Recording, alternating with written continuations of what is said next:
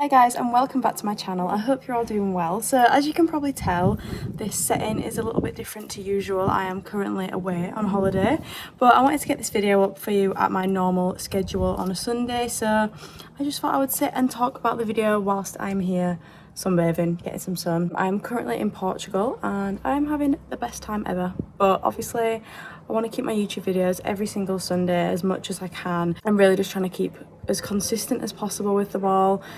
So I hope you all appreciate that and I hope you enjoy the video. But in today's video, I'm going to be basically doing another video on how I grew my glutes, like the workout that has mainly grown my glutes.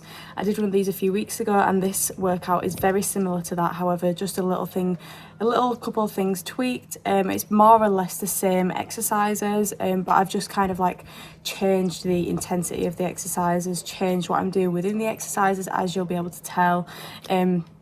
Because I know that I say that you need to keep your workouts the same each week, and I stand by that, I mean that, but I also mean the exercises. You can switch up the kind of intensity of the exercises. For example, one week you could do heavy hip thrusts for about 8 reps, and then the next week you could be doing loads of volume with supersets and stuff, but you are keeping still to the same exercise. So if you are getting a little bit bored, then I would recommend doing some of these things that are in this video, in this workout, especially the hip thrust complex that I have included at the start.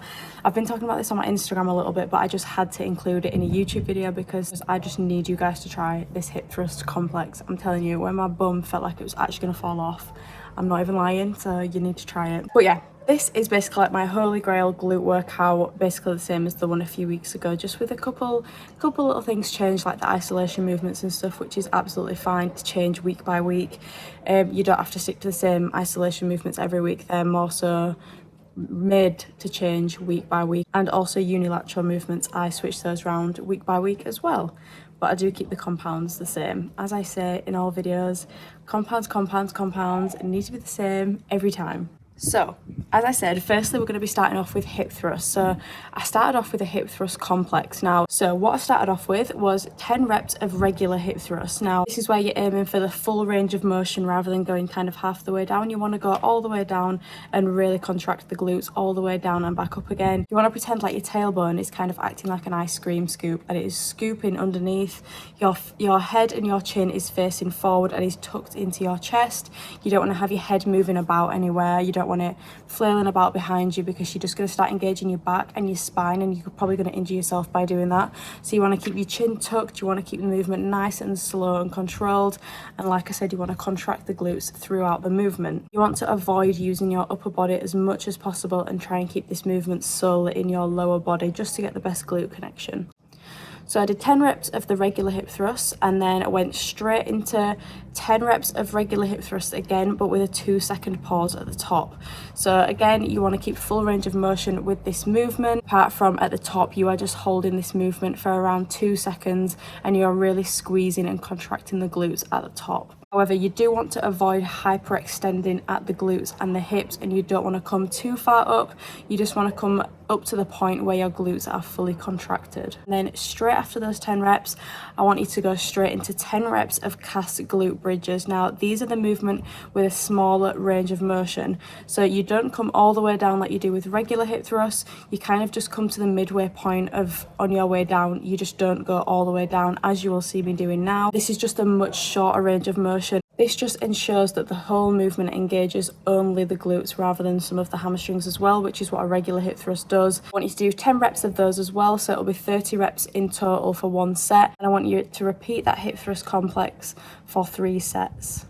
But next we're going to be moving on to barbell RDLs, so Romanian deadlifts. Now, this is another favourite for me for the glutes. This is probably my second favourite glute movement out of all the glute movements that I do. Hip thrusts are just unmatched in my opinion. I get the best glute connection during hip thrusts personally, but RDLs do come next for me.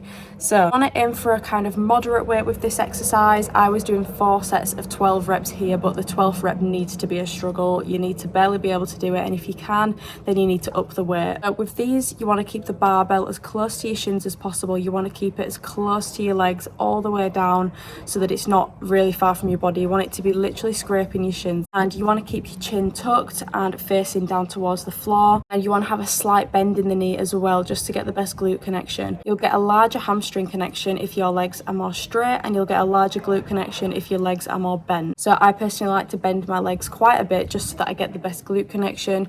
It all depends on your levers, how tall you are, etc., to how your legs will look during this movement. You want to keep the movement slow and controlled throughout, with the glutes contracting throughout the whole movement so that it's very slow. You don't want to go past your range of motion. So I like to go just below my knees. However, if I go a little bit further than that, I find that I start to engage my lower back a little bit more, which is what lots of people do and the mistake lots of people make.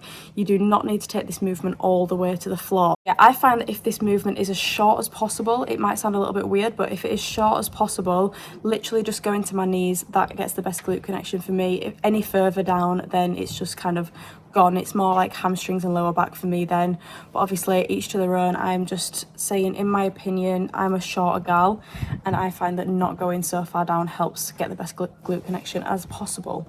I also want to say, when you get to the top of the movement, don't hyperextend and squeeze your glutes so much at the top. You're really going to put so much pressure and stress on your lower back. Once you get to the top, just slightly contract them and you'll be good to go with that. So those are the two compound movements that are in this workout. We're now going to be moving on to our unilateral movement. So today I picked Kettlebell Stepups. Here's the big dog. Say hi. Hi. Why are you going shy? Oh, go on. What are you doing? Want to see you? So before I was rudely interrupted, started to say that we are going to be now moving on to kettlebell step ups. So as I said, I'm quite short, so I do not need the don't need the elevation to be so high with my supporting foot.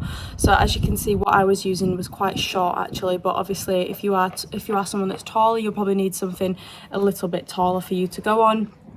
But this is just what worked for me personally. You do not need a huge range of motion for the step ups. You'll see some people using these huge plyo boxes and it just adds no extra benefit. You don't need to have a huge elevation. So with this movement, again, like I say, with every single movement, I just want to reiterate this, with every single movement, you want to keep it slow and controlled. For me personally, that's just how I get the best connection in all of my muscles in every movement. If I take it slower, obviously it's different if you're doing different types of training, but with bodybuilding training, mainly you want to take the movement so slow and controlled to really contract the muscles that you are working. I had a single kettlebell for this. I personally prefer, like my Bulgarians and my step ups and stuff, to just be one single dumbbell or kettlebell. I just find it a bit more comfortable so that then I can hold on to something for support, especially with step ups. As you can see here, I was holding on to just like the side of the rack just for some support, because taking some focus off your actual balance, which is obviously a huge deal with step ups and Bulgarians. A lot of people can't actually perform the movement due to not having very good balance. So if you have somewhere where you can hold on to something, it can help so much, and these movements are so beneficial. So you should definitely not be missing out on these movements because you've not got good balance. Again, I like to keep my chin slightly tucked and facing a little bit further down to the floor with this movement. Again, I find that if I do that with any movement, I get the best glute connection. I try to keep the kettlebell as close to me as possible rather than all the way out here. I try to keep it as close to my supporting leg as possible, and you want to contract the glute that is on your supporting leg as much as possible, all the way down and all the way back up again. If you are struggling with this movement, then just try and replicate what you can see me doing here as much as you possibly can, because I do know that people find step ups and single leg movements very hard to do, as they are very difficult. It helps your body so much with any imbalances you have, and they just have so many benefits. So please make sure that you are including unilateral movements into your routine if you don't already. Sorry about the screaming children in the pool. So lastly, we're going to be moving on to our two isolation movements. So firstly, we're going to be going on to kettlebell hyperextensions. Now, I found like a new love for hyperextensions. I never really used to do them, but I think it's because I was doing them incorrectly and I didn't know how to get the best glute connection, but I'm here to tell you how to get the best glute connection within hyperextensions. You want to have your upper back as rounded as possible. So as you will see me doing here, my upper back is rounded and the range of motion is actually very short. If you have a huge range of motion with this exercise, you are likely to target your lower back more than your glutes. Yeah, you want to keep your upper back as rounded as possible, and you want to keep your chin tucked and your head facing to the floor. You also don't want to be moving the weight around that you are using so much. As you can see with this kettlebell, I just have my arms straight out in front of me, just moving up with my back with a very short range of motion. I'm not kind of like moving the plate or the kettlebell up towards my body. You just want to keep it in the same position. And I also find that it helps if you have the padding that is kind of like underneath you to be a little bit further down. I have it literally so that it's just above my like pant line. Don't know how else to describe that, but if you're having it kind of on your belly, it can't go down as much with the movement, which obviously doesn't enable you to get as much glute connection. Try and aim for the padding to be kind of like where your pants are and not so much kind of like on your stomach area. You want to have a lot of room to be able to go down and back up again. So I did 3 sets of 15 here. This is the kind of movement, obviously it is an isolation movement, so it's the kind of movement that I will be likely to do more volume in rather than trying to go heavy and do less reps. So lastly, we're going to be moving on to hamstring curl. Now you can do this lying or seated. I chose to do it seated this session. And this is obviously another movement again that I will be more likely to do more volume in rather than going heavy on it. I usually like to do drop sets as well with this kind of movement. But today I just kept it 3 sets, 15 reps. And you obviously just want to take this movement as slow and controlled as possible. And you want to just adjust the machine to however it fits your body, your levers. I am short, as I've said, so I like to have mine kind of very close to me and very tight. I have to get my legs in really tight. I actually struggle to get my legs in the machine, but otherwise it's just like too far out and I'm using too much of my whole body to be able to get the weight down. So you just kind of like jig it around as to what fits your body the most. Yeah, again, taking this movement slow and controlled like always, and try and hold a little bit of a pause when you get to the bottom of the movement and just squeeze your hamstrings as much as you possibly can. And I did 3 sets of 15 reps.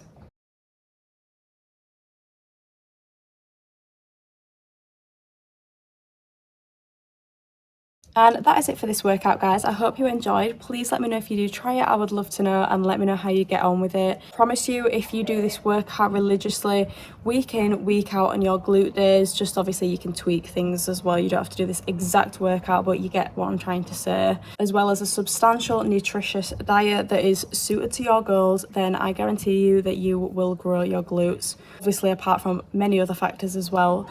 But if you are doing this workout alongside a very healthy lifestyle, then I can guarantee that you will see some glute growth and glute gains, because I only started doing this workout literally this year and like the end of last year, and I've noticed the most glute growth within my glutes than I have in my whole fitness journey. So I promise you, if you stick with it, you will see progress. If you increase the weights within these compounds each week and progressively overload within each movement each week, I promise you, you will see some results. So yeah, I hope you enjoyed, and I'll see you in my next video.